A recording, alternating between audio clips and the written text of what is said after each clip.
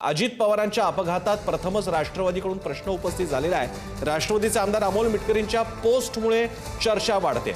अपघातात 6 जणांचा मृत्यू, मग प्रत्यक्षात 5च मृतदेह का सापडले? 6वी व्यक्ती कुठे गेली?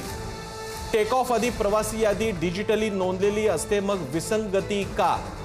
एखादाही कागदाचा तुकडा जळालेला का दिसत नाही? एवढ्या वेळा पायलट का बदलले गेले? अशा प्रकारची पोस्ट केलेली आहे मिटकरींनी। आता इथे आपल्याला राजकारण समजून घ्यायला हवं। अमोल मिटकरी हे अजितदादांच्या राष्ट्रवादीचे आमदार नेते आहेत। स्वतः शरद पवार जे तुतारीच्या म्हणजे शरद पवार काँग्रेस राष्ट्रवादी काँग्रेस शरद पवार पक्षाचे प्रमुख आहेत, त्यांनी अगदी पहिल्याच दिवशी म्हटलं की अपघात आहे, राजकारण नाही। आणि त्यांनी ह्यावर हाही टिप्पणी केली होती की हे सगळं पश्चिम बंगालमधून येतंय। आणि आता मात्र अमोल मिटकरी पोस्ट टाकतायत की या अपघाताबाबतीतले काही प्रश्न आहेत। मी आपल्या मृणाल नानिवडेकर इकडे आहेत, कारण राजकीय विषय असल्यामुळे मी त्यांच्याकडे घेऊन जातोय। मृणालजी, ह्याच्याकडे कसं बघायचं? शपथविधीनंतर आता ही पोस्ट येते। अमोल मिटकरी हे अजितदादांचे अत्यंत जवळचे सहकारी होते। राजकारणातला त्यांचा उदय आणि आजचं त्यांचं स्थान हे केवळ अजितदादांमुळे होतं। ते भावनिक होणं भाग आहे, म्हणजे भावनिक ते झाले असतील तर ते अपरिहार्य आहे। पण या अपघातातलं नेमकं तथ्य काय आहे, सत्य काय आहे, वास्तव काय आहे, ती चौकशी AAIB कडनं लवकरच समोर येईल। प्रसन्नजी, एक लक्षात घेतलं पाहिजे की हे नेते इतके घाईत असतात आणि त्यांना एकाच दिवसात अनेक सभा करून आपापल्या मतदारांपर्यंत, समर्थकांपर्यंत पोचायचं असतं। त्यामुळे नावं मागे पुढे होतात। अचानक कोणीतरी पायलट दुसरा नसेल तर तिसरा आणा असं होतं। पण या संदर्भातलं तथ्य आणि सत्य हे चौकशीतून समोर यायलाच हवं। जे विमान अपघात झालेले आहेत भारतामध्ये, त्यात कुठल्याही बाबतीत फार चांगलं सत्य कोणत्याही चौकशीने समोर आणलं नाही।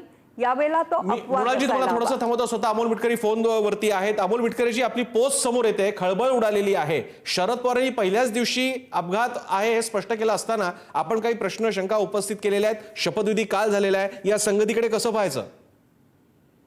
बघा, हे माझे प्रश्न नाही आहेत। 3 दिवसांपासून आम्ही दादांच्या मृत्यू जो अकाली निधन झालं त्यामध्ये शॉक मध्ये आहोत सर्वजण। बरोबर आहे। प्रश्न असा आहे की काल मी देवगिरीवर असताना मी त्यांचा तो जो कार्यक्रम होता नियोजित 27 जानेवारीचा, जो त्यांचा रोजचा कार्यक्रम असायचा, त्यामध्ये दुपारी 12 नंतर काहीच कार्यक्रम दाखवला जात नाही। मग तिथे माझ्या मनात शंकेची पाल चुकचुकली। अनेक लोकांशी मी बोललो आणि एक गोष्ट खरी आहे की इतक्या मोठ्या प्रमाणात जर विमान दुर्घटना झाली, विमान अख्खं जळून गेलं असेल तर माडाना कागद काहीच जळला नाही। मग त्यानिमित्तानं माझ्या मनाला काही प्रश्न पडले की पहिले तुम्ही दाखवताय 6 लोकांचा मृत्यू झाला, मग बॉड्या 5 कशा मिळाल्या?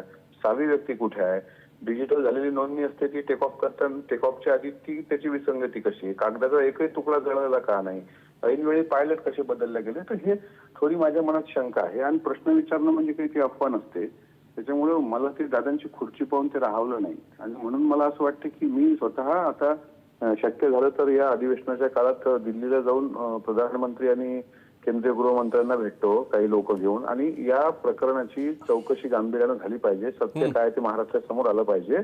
याकरता मी दादांचा एक कार्यकर्ता म्हणून मला वाटणं साहजिक आहे, म्हणून मी ते ट्विट केलं। मिटकरीजी, आता आपल्याच पक्षाच्या नेत्री या थेट उपमुख्यमंत्री आहेत, मग तुम्ही त्यांच्याकडेच ही मागणी करणार आहात का? आगामी अर्थसंकल्पीय अधिवेशनात वगैरे हा मुद्दा लावून धरणार आहात का आपण?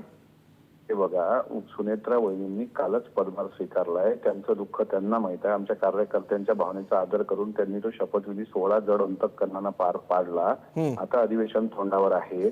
त्या अधिवेशनामध्ये मुख्यमंत्र्यांना भेटून किंवा सभागृहात पण मी माझ्या पद्धतीने मांडणार। बरं, धन्यवाद मिटकरीजी आपल्या या सविस्तर प्रतिक्रियेसाठी। या निमित्तानं पुन्हा एकदा अजित पवारांच्या विमान अपघाताबद्दल आता थेट पक्षातील नेत्यांकडूनच, त्यांच्याच पक्षातील नेत्यांकडून, आमदारांकडून गंभीर महत्त्वाचे प्रश्न उपस्थित करण्यात आले।